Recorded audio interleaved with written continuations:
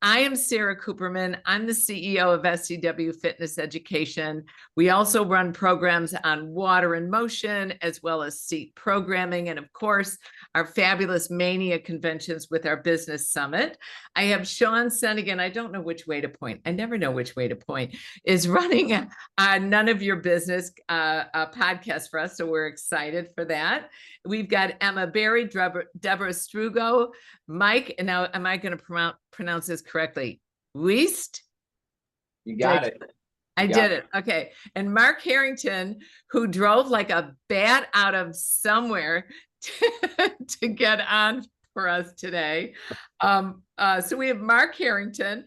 He is actually the president of HealthWorks, Republic Fitness, and Gymit, which blends technology and vision stuff, and First Fitness Management.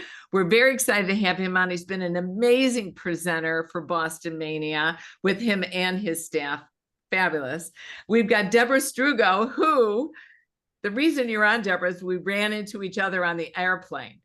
And I was just excited. I got the exit row. So I'm sorry about that. All right. I don't know where you were sitting, but she is the founding CEO of Row House, which actually got purchased by Exponential Fitness, 325 franchise units. She does a lot of consulting with fitness facilities and helping them to scale their business. And hopefully that's why she's joining us today. We've got my dear friend and who I've done many shots with. I'll leave it at that. Okay. She is Chief of Trouble Global. She's done multiple of businesses. We all know her from Les Mills, but I'm telling you, this woman is absolutely brilliant and has a fabulous boutique book that she wrote that I just love. And Mike, who's the VP of marketing for the small business division of Daxco, he actually started a wonderful software CRM. He did CrossFit, owned a CrossFit gym for over a decade, and he actually leverages his MBA and 15 years of marketing and customer experience to lead. He works with Zen Planner, who's our amazing sponsor, and we're just thrilled to have them here. And I think we're going to start. Sean, are we going to start with our little video here? Or not? It's okay.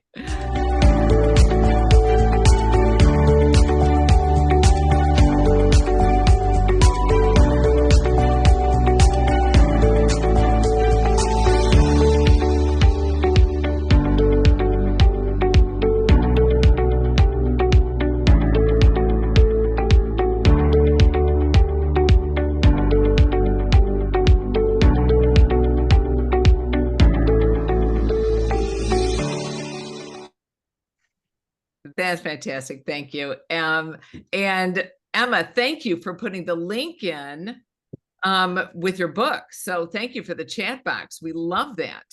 And what I want to start with, and I think I'm just going to hit you up, Deborah. We started chatting before the cameras came on. Summer marketing strategies. And I know it seems pretty basic, but go ahead and let it rip. Okay, listen, guys, marketing strategies is more than just paid ads, right?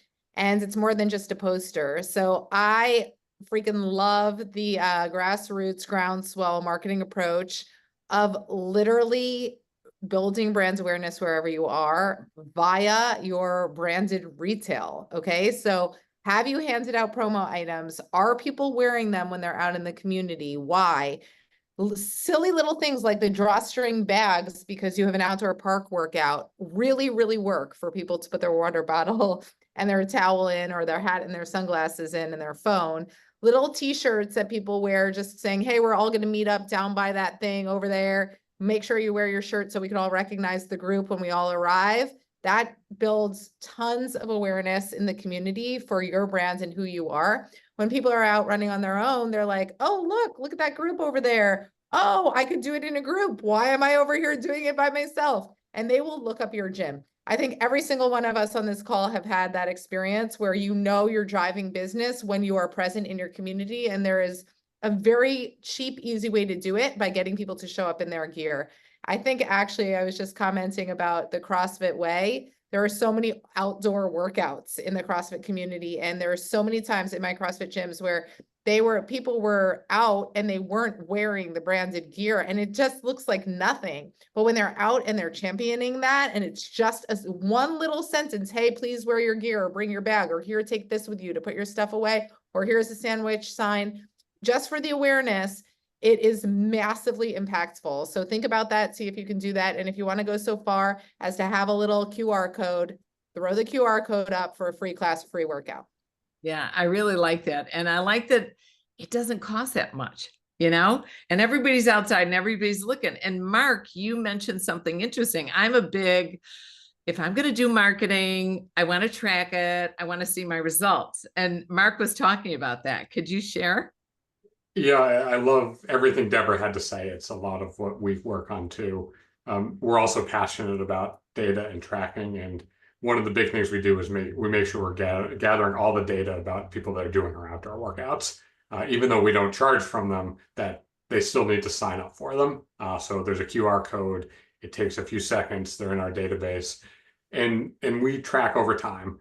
We try to, of course, we'd love for them to join right away. But what we find in kind of our climate in the Boston area is people want to be outside in the summer. They want to be having fun. They want to be with other people. But then once the weather kind of starts to turn, come fall, come winter, we're the ones they think about. So we see a really amazing conversion when we expand the window to a 6-month window after our summer events.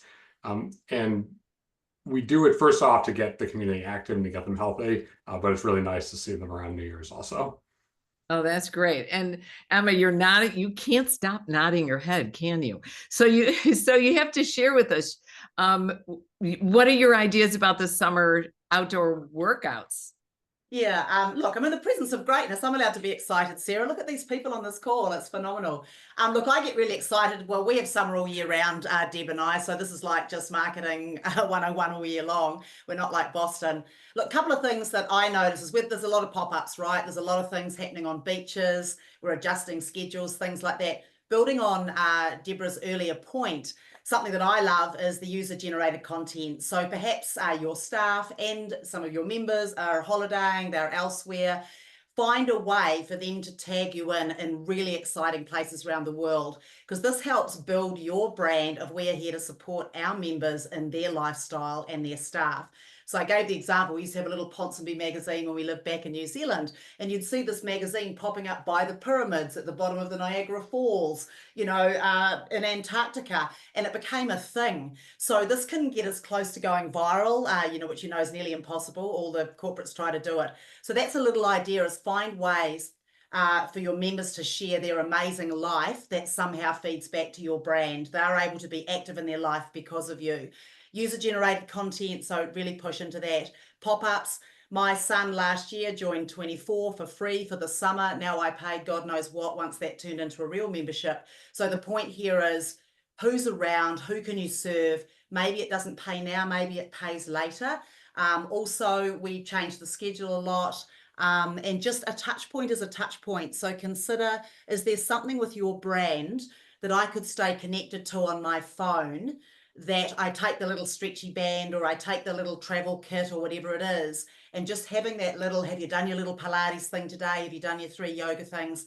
That keeps you just within reach of the brand, so that you're front of mind without being, oh God, I'm just going to die when I go back to the gym. It's this sense of continuity.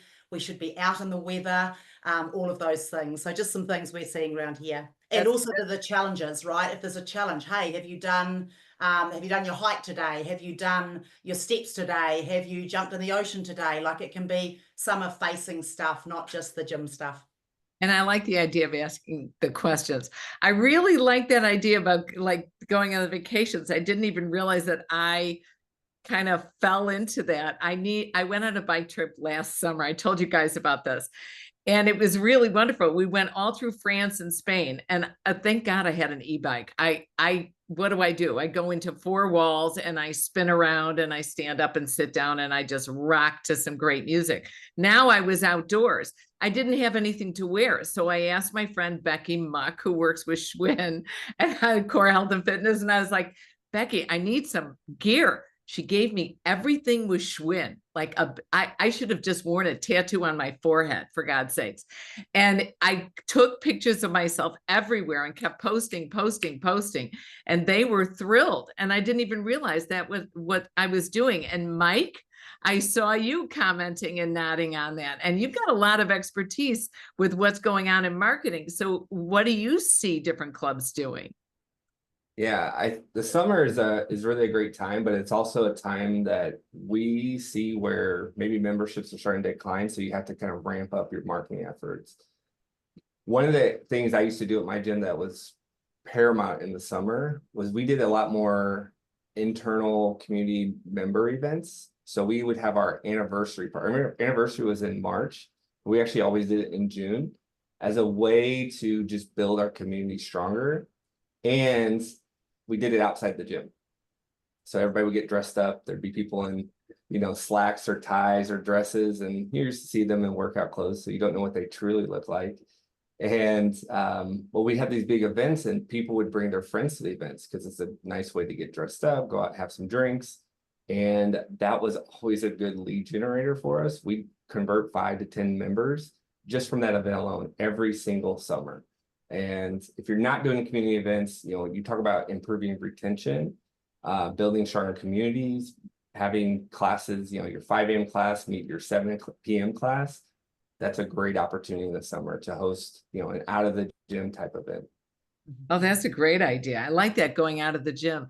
I've also seen a lot of things happening with retreats now. Are you guys Mark, you're kind of nodding there. I mean, do you do that at HealthWorks, or have you seen this working?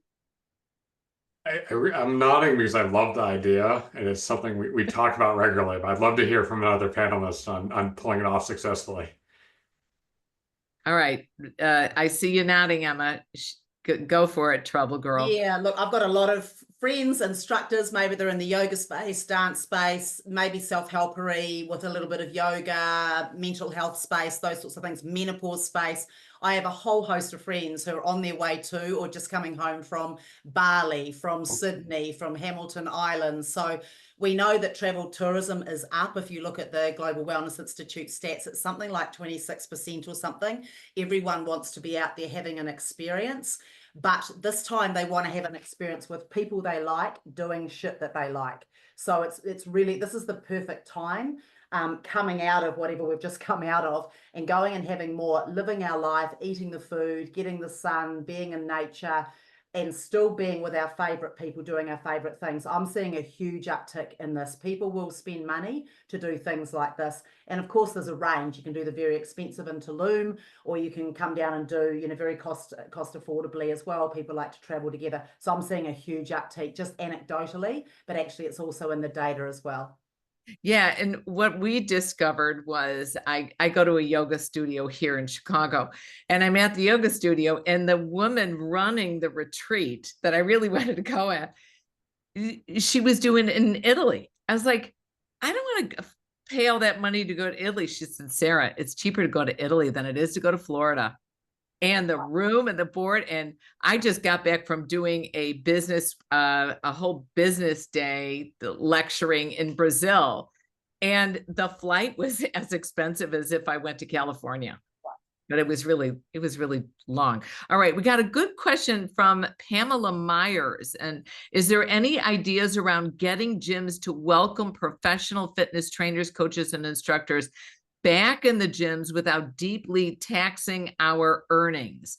Meaning that she wants to get people back in the, back in working for her. What'd she say? For example, not allowing independent contractors to rent space, not wanting us in the gym unless employed by the gym, taking up to 50%, blah, blah, blah. I think she doesn't. Sarah, I think she is a trainer asking how she, can go back into the gym. Is that right, Pamela? Yes. It seems like going back to the gym. How, and again, Mark, maybe this is something you could answer because you've got HealthWorks, is instructors want to come back, but in some regard, I'm dishing on my own people here, but I don't think they realize that we couldn't open our doors for 2 years. I mean, we tried to with masks and it stank. And so we lost a ton of money as owners, and no PPP is really going to supply every correction we want it to. So how do we do the balance between paying our staff for the summer, keeping our doors open, keeping them happy, maybe running fewer classes and still making a living? How did HealthWorks, how are you surviving? Yeah, we see personal trainers in particular as a huge part of what makes our culture and makes our club special. So I think we're a little bit opposite to Pamela's asking, but we do kind of restrict it and only allow full-time employees to be trainers in our clubs. And we do that because we want to make sure they're earning a fair wage. They have kind of insurance and marketing and everything taken care of. But more so is we find when they're a full-time employee, they're fully bought into our vision as a company and as a club. And having 20 trainers on the floor kind of reinforces the values the members pay in the club. And kind of having a bunch of people in there that maybe are working for themselves as opposed to improving our general culture, it's going against what we're trying to build. So we see it as a team effort. It's not, you're not a trainer, you're not an instructor, you're not a front desk person. Everyone in the club is kind of working in the same direction. Oh, that's great, because then they can do different things. They can be an instructor and a trainer and work the front desk, or maybe work in the accounting department. Emma, you're nodding, please go. Yes, sorry, lots of nodding today. Look, I've just done a big project which is sort of related to this space, and it's a little bit premature, but I love blowing news before the press release comes out. So look, we are fast entering, I've just done a big project around, should clubs have an employee model for personal trainers, or should they do the independent contractor? What's happening with instructors? Live's back, but everyone's down instructors because there was such a big break over the pandemic. Some people aged out, we were dispersed, whatever the issue were. There's a couple of things happening here. If you can afford to and you have a people-focused business, i.e. you're not an HVLP, so you're not trying to bottom out and run a club on 2.5 or no heads. If you're a people business, you can do an employee model and come back, whatever the services are, swim, pickleball coach, coaches, PTs, whatever. But you have to really create an environment that's quite expensive to create. And what I mean by that, ongoing training, all the tools of the trade provided, et cetera, et cetera. So there's that environment, and some brands do that very well. I think one of the best brands on the planet that does it is Third Space. So they're one of the people that I know a lot about. So, but, premium luxury, got the money to do it, and they've got the team, and they've spent probably 2 to 3 years getting to that point. So there's that. The other thing is we are now firmly in the gig economy, where we are going to be paying for little bits of what we do, fractional CMOs, fractional CEOs, fractional CIOs, part of people, but we're not paying for all the, administrative bullshit that has nothing to do with marketing or running IT or whatever. So this is where we come in. So I believe that you can have a career as an instructor / personal trainer / front person / dog walker, water the plant person, whatever it is, and that can come together. So in the gig economy. And right now we're actually launching something that's actually speaking to that space now. So in the same way that ClassPass has become, or they want to, in the end, everything that's bookable outside work. If you think of their grand vision, that's actually this. If you think of the gig economy, this is the way that we're thinking about this now. There's an app launching called Cover Me app. I've just dumped it in I think I put it in the thing there now. So there's two sides to the marketplace. There's venues, people trying to hire people, right? And then there's all of us bouncing around trying to find places. Now, if you're not on the WhatsApp group, the Facebook group, the message, the Slack, whatever it is, you're out of the picture. So there's never actually been a marketplace where all these people can talk. Yes, some associations have tried to do it, whatever. The point is, I think that's the new world, and I think it's exciting. So I've just put that up there. It's launching at IDEA in a few short weeks. I think that's the future. That way I can promote myself, and I'm here in California, so no one can own me. I can go and teach at 3 or 4 different places with my skill set and go from there. So I think that's the way that we need to start thinking about it at clubs. And then how are you an awesome place to work at? How have you got the vibe, the members treated well? Does everything work?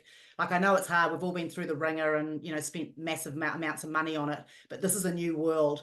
And I'm just going to jump on the Gen Z thing. If I have one more conversation around how useless young people are and they don't want to do anything and all the rest of it, How about you go, what if I create the perfect place for a Gen Z to come and work at? What are they looking for? Flexibility. They want to work with people who aren't tools, and they want to get ongoing learning. What if we created that in the new world, rather than bitching and moaning that we can't find anyone for the 5 o'clock class, which I promise you an Exa will pick up, because we're all from a different generation, or the boomers and whatever. So I just think we've got to really flip our thinking around all of this and leap into it, because the world has changed and we've got to get on it now. I think that's very interesting. I think it's been quite difficult. There's a shift in mentality. It's not work-life balance, it's life-work balance. And that it's good, and it's also bad at times when you're running a company. And I really admire what Mark is doing, because I think in some sense, we don't think I want some type of I want insurance, I want to get a paid vacation, I want to be respected as a professional. And sometimes the bouncing around, we don't get that. I don't want to say stability and security. You know, it's really fun to bounce around when you're really young, and then you're going to hit a certain age, and you're going to go, where's my home? You know, where do I hang my underwear? But I like Emma's idea that we've got to make it an attractive environment to work in. And that's really, really important. Mike, how do you see, I mean, you did a lot with CrossFit for such a long time. How do you see CrossFit type boutique studios surviving throughout the summer?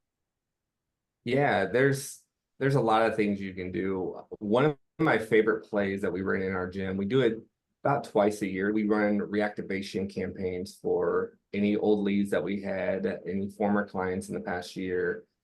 And we ran it through, a lot of it was through our marketing automation. So sending emails, texts, making phone calls.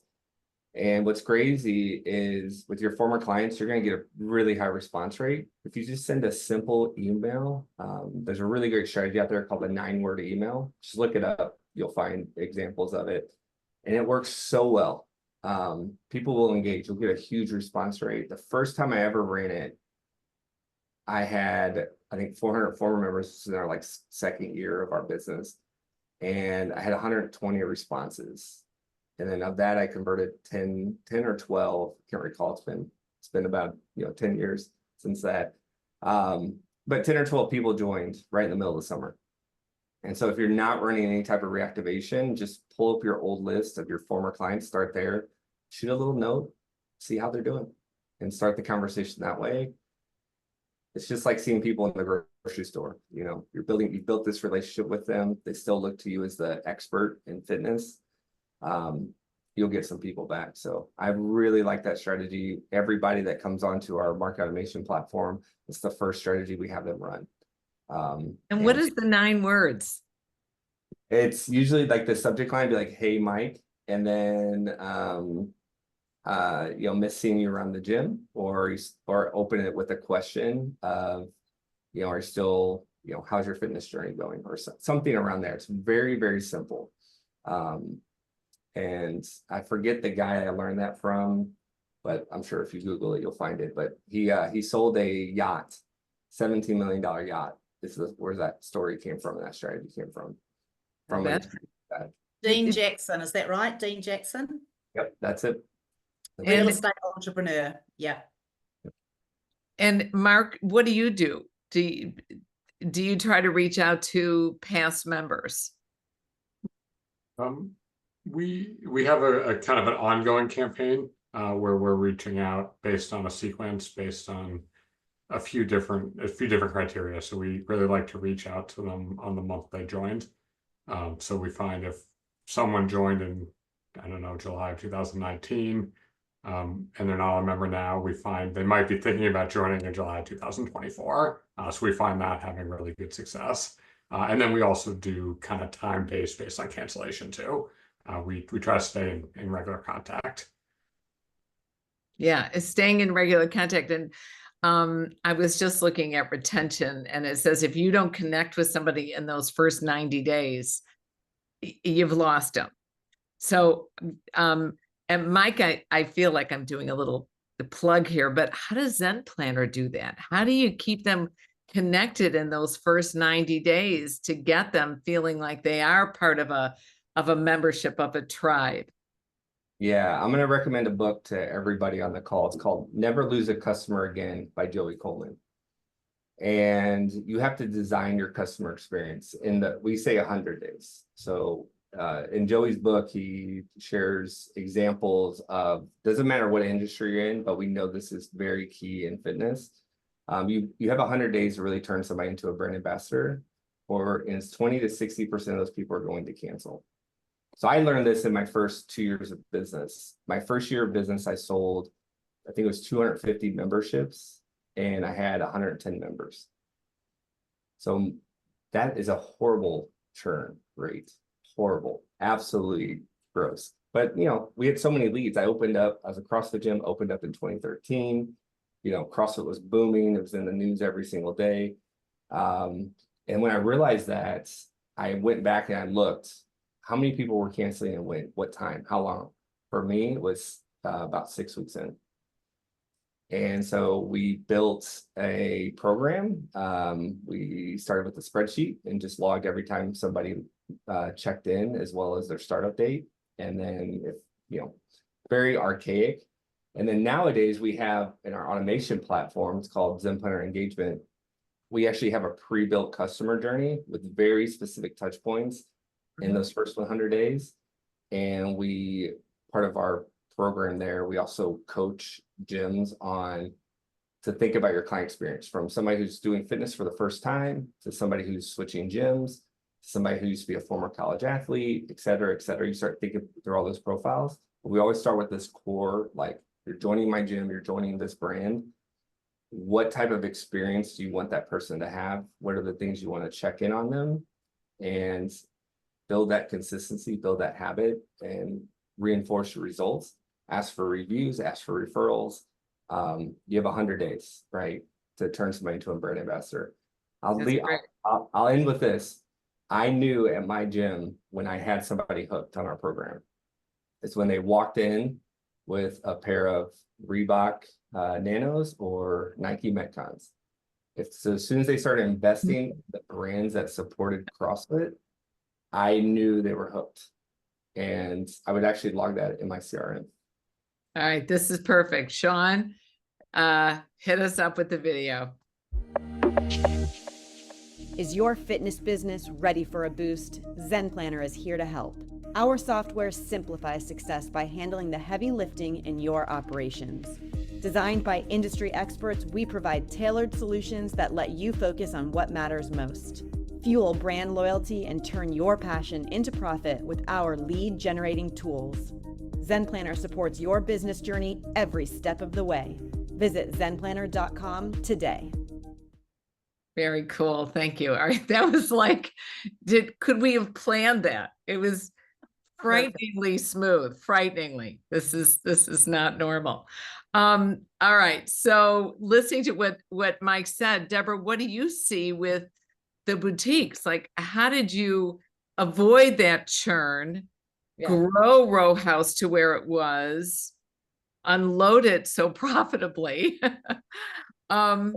I think that point is really great.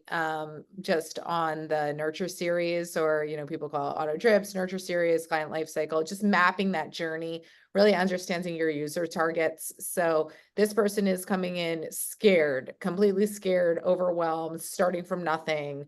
How do you kind of give them what they need to make them feel successful and get them to be a brand aficionado, brand ambassador, evangelist of like what you're doing in a smart, slow way, where you're giving them a balance of like the education behind why we're doing it, but the enjoyment and the community and all of that, versus somebody else who's coming in for totally different reasons. I'm an Uber athlete. I'm ready to go, go, go. I don't need to hear all of the coddling, la, la, la, this and that. I don't care about the music. I just want to like go and, hit my personal best or whatever that is. I think different brands have different types of users. And so really thinking through kinds of like, who are the users that in an ideal world we're catering to, young, old, maybe from a demographic standpoint, but also from a psychographic standpoint is super important. and then making sure that you're nurturing them and communicating them. And the note about how Zen Planner does that is awesome, making sure that you're working with your team, working with your technology to figure out how to create that level of engagement so that people see the brands and remember how to use it is like so key, meaning like I need to actually schedule my classes. I need to actually get back inside, not only because I need to do the workout, but because I want to see the people. I want to get the feeling, that I would get. But Sarah, I also wanted to make another point just on getting through the summer, if you don't mind, which is backpedaling a little bit about just the whole, like, if we're running lighter schedules, right? From an operator standpoint, if you are running a lighter schedule, there is a reason for it. The reason is, hey, everyone in my class, you guys are all traveling and this and that. So the schedule is going to be a little lighter. We want to give some time for our staff also to travel. Please make sure to pre-book. Please make sure to pre-book. You want to still get your workouts in. Get this stuff on the schedule so that we can make sure that we have enough classes for all of you, and respect the cancellation policy, because we have a cancellation policy for a reason, to make sure that the people who want classes get classes during the summer. By the way, if all of those classes next week during July 4th are full, I have a feeling that we might actually be able to add another one. So pre-book, commit to your thing, get it on the schedule. It's so much more important to communicate that way and actually say those types of things than to just have only 2 classes on the schedule. Why? Because you look like you're going out of business that way. And because nobody's going to pre-book that way or respect the business or respect the reason that there's no classes on the schedule. So I just wanted to make that point. I think it's super key to really identify, like, during the summer, things are a little lighter. We need you to play this way because this is how the community strives. And this is how we all get what we need during these summer months. Is there any, okay, I'm asking all of you guys, do you have any other suggestions on how to keep your staff motivated? How to keep them committed over the summer, even though we are reducing the number of classes that we might be offering? Don't all jump at once. I think one of the things we're passionate about is encouraging staff to use their paid time off. So we give paid time off to all our full-time employees, whether they're instructor or trainer or whatever. And it's a problem if they get to the end of the year and they haven't used it. So we like to lean into, it's a little slower right now. Now's a great time to use it. Make sure you take the time to do something other than teach your class to feel better and come back re-energized for when the classes are totally packed in the fall, and enjoy your life. No, that's great. I think that's fantastic. I sent out a notice to my staff. They're of course on this call right now, but I said, we're not letting you carry over your vacation time. You've got to use it. And I think some of them kind of got mad, but a lot of them just boom, boom. And the fun thing part of that was taking off the Fridays. Like, I'm taking off, like 5 Fridays in a row, and I can handle that as an owner. You know what I mean? I can keep my business going and I can handle it. But I love the idea of encouraging them to take that time off now. Are there any other scheduling alternatives that you have seen used effectively, Emma? Yeah, stuff I've done in the day, and I was a GFM about 3,000 years ago, but obviously talked to a lot of people who manage schedules. We tried to be fair about it. So first of all, go live your life, if you want to go. Those that are left behind, let us know if you're around, what you're available for, and be a little bit fair in how you dish those classes out. Other things that we got into a lot at Les Mills was, everyone loved training anyway. You do a lot of team teachers. Maybe there'd be some vibes where you were just trying different things. Maybe you got to think that there might be some teenagers or some kids around. Could there be some stuff that keeps them all happy? We actually, because it gets quite hot in Auckland, I also went to Barry's yesterday in Venice, and I noticed, I don't know whether it was deliberate or not, but we finished a couple of minutes early, which I really appreciated. There's only so many sprints you can do on a treadmill when it's 90 degrees. So, there's certain things that you can do. I think that works really well.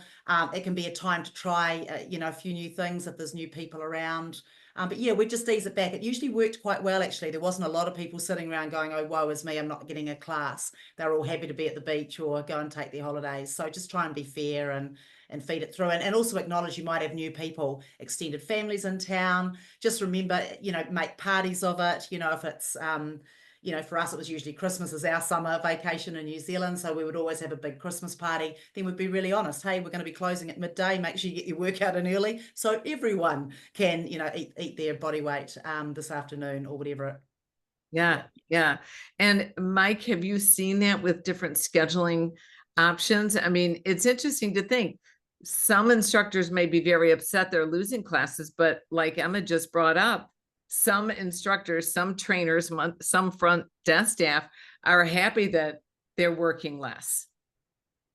Yeah, I think that it really depends on how your staff makeup is, right? You know, I always tried to have at my facility a couple of full-time people that was their thing, and then we had our bench or our part-time staff. And so that way, you know, I would guarantee so many classes for the full-time every week. And then, you know, as they take vacations or time off, the bench, you know, team would be able to come and fulfill. So, you know, I think it's really easy to, and it just depends on the style of gym, right? But it's really easy to over hire when it comes to your team because you want to have a lot of coverage. But then, you know, are people really bought into the experience that you're trying to deliver, right?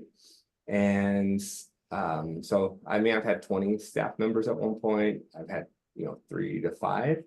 And I think the sweet spot for us, you know, boutique gym, you know, a couple hundred members was probably that 5 to 7, maybe 8, with 2 to 3 full-time and the rest as our bench.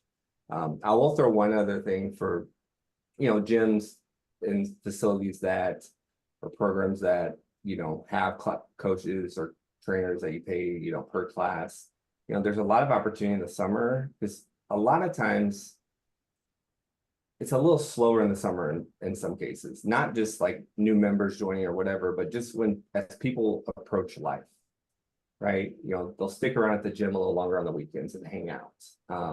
So we would do a lot of, you know, once or twice a month, we do workshops. And some of those were free as part of the membership. Some of those were paid. Some of those were targeted to brand new people. We also do competitions. Competitions are really great profit maximizer. But you can have a coach lead those different programs. And if you charge for them, then you have a nice revenue split with that coach. And we do things, nutrition programs or challenges. We do, one of my favorite ones we did a hip and like flexibility or mobility seminar, which for me as somebody who likes to lift heavy, but gets really stiff, we charged $50 for 2 hours and people loved it. We sold like 40 of them, you know, and that was a great split for the trainer, 2 hours worth of work plus an hour or 2 of prep. And then everybody felt great when they left. Do you do that at HealthWorks as well, Mark? Offer seminars that cost a little bit extra that bring in more revenue, both for the staff as well as the company?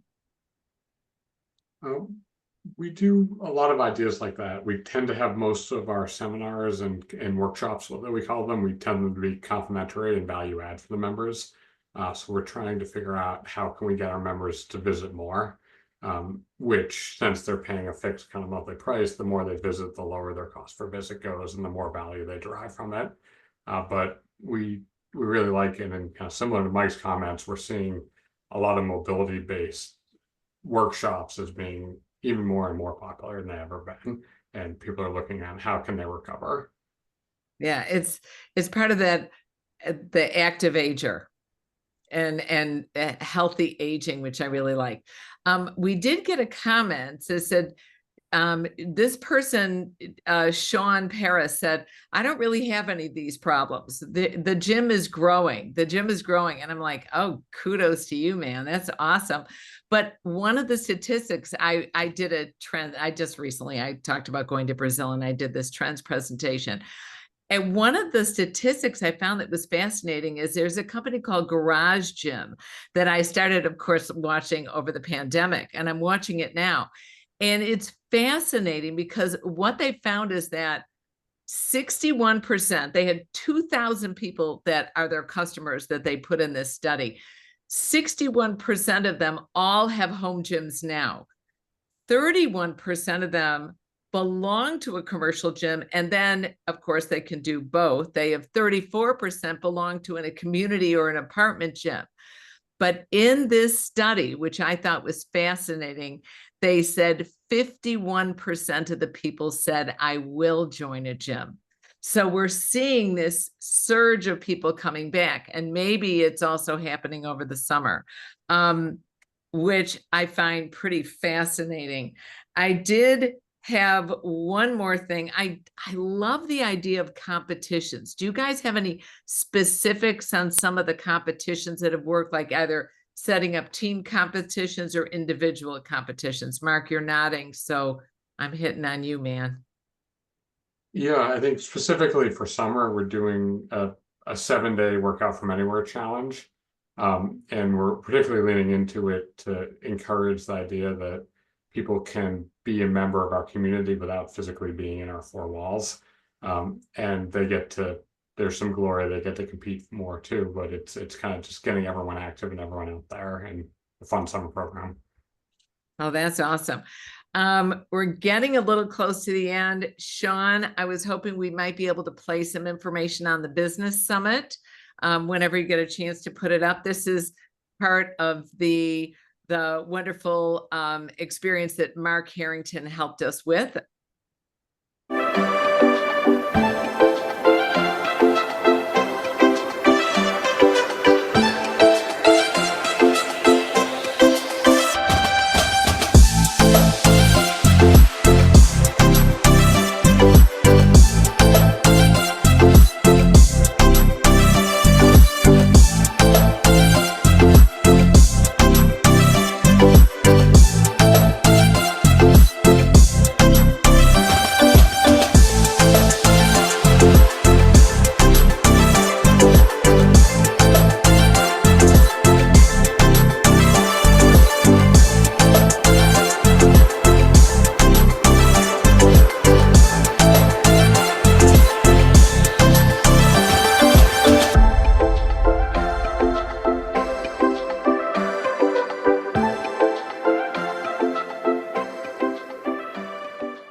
Wonderful. Thank you so much. All right, guys, you each get like 30 seconds closeout. Okay, so who wants to go first?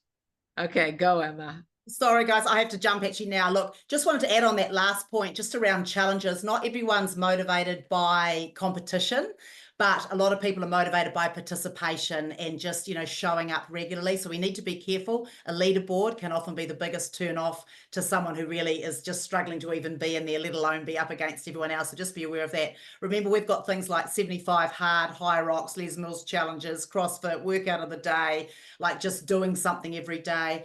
Also lean into the mental health, a touch point for your gym, whatever it is, could be a meditation, setting an intention for the day, a little bit of education. So that's also, you don't have to come in and do a 50-minute workout for it to count as a touch point. So there's many, many ways for your brand to remain front of house there, I think. And then I would just lean, I know that we talked a bit about it before, the menopause pandemic is here in the sense that there's so many women, it's just one of those taboo topics that's never been talked about. And so that is coming, and you're beginning to see big pharma take interest because now they can look at the health costs start to move into women's health as well. So there's a bunch of things there. What do women need? Same as everyone. Strength training. We need to have minds clear, same as everything. A little bit of cardio, but really that strength thing right now. Pilates is having a moment, so maybe find ways to build that in. It's also very nice to do under a tree outside. So it's summer all year round. So this is life as usual for me. Thank you all. I've learned so much, and yeah, hope something's helped. And I'll just dump my details in there if anyone has any residual questions. Thanks, Sarah. You're amazing. Okay, bye, Emma. All right, who wants to follow that? Yeah. Deborah, Well, yeah. sorry. I would just say also, though, there was the note in the chat about accountability and motivation, and everybody needs that. And I just to elaborate on a couple of points and pull them back together, also community, right? And so when we talk about, you know, having events in the gym or in the studio, making sure people know that there is something there for them, whether they're paid for events or not paid for events, I think that it still massively helps customer retention. And we need to remember that, because there is a lot of isolation out there. So forget about even accountability and motivation for the actual workouts. Just talk about isolation for a second, and answers, isolation and answers. Like, where do I go to find people? Okay, so you're throwing a party.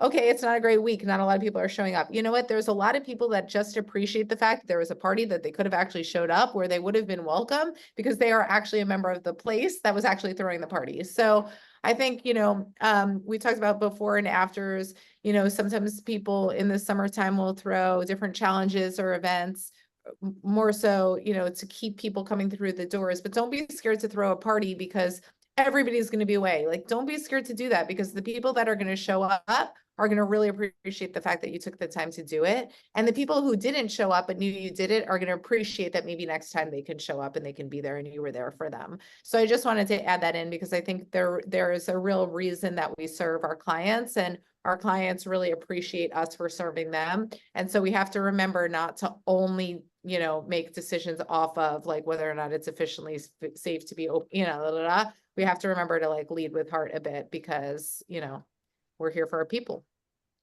Yep. Mark? I'd say have fun. I think this is a time where we might have a little more time than we do during our peak seasons. So take a chance, try something new, and see if it works. It might become part of your daily thing. And really use the time to regenerate and let your staff regenerate and really kind of tackle the fall season. Yeah, I like that. And Mike? Yeah, I'll just end with, you know, I've been in the fitness industry for a long time now, and you know, it's definitely interesting being on the software side of the house, where you get to interact with thousands of gyms and see data from thousands of gyms. The work you do matters, and it's important, right? Fitness and the work that, you know, each gym does and the trainers and everything, you're really changing the world, and don't lose sight of that.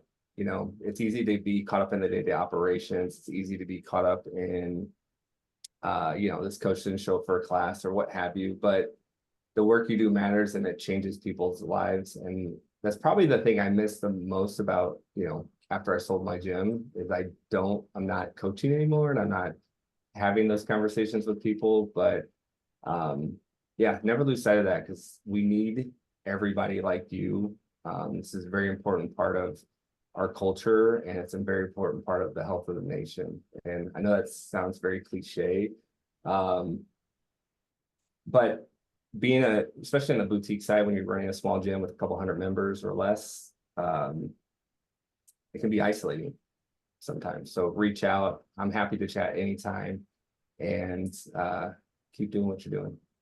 All right, awesome. Mike, thank you. Deborah, thank you. Mark, Emma, wherever she is, thank you. And of course, my wonderful team at SCW, Sean, thank you. I appreciate all of you, and we'll see you guys next month. So take care, and thank you, Zen Planner, for supporting us.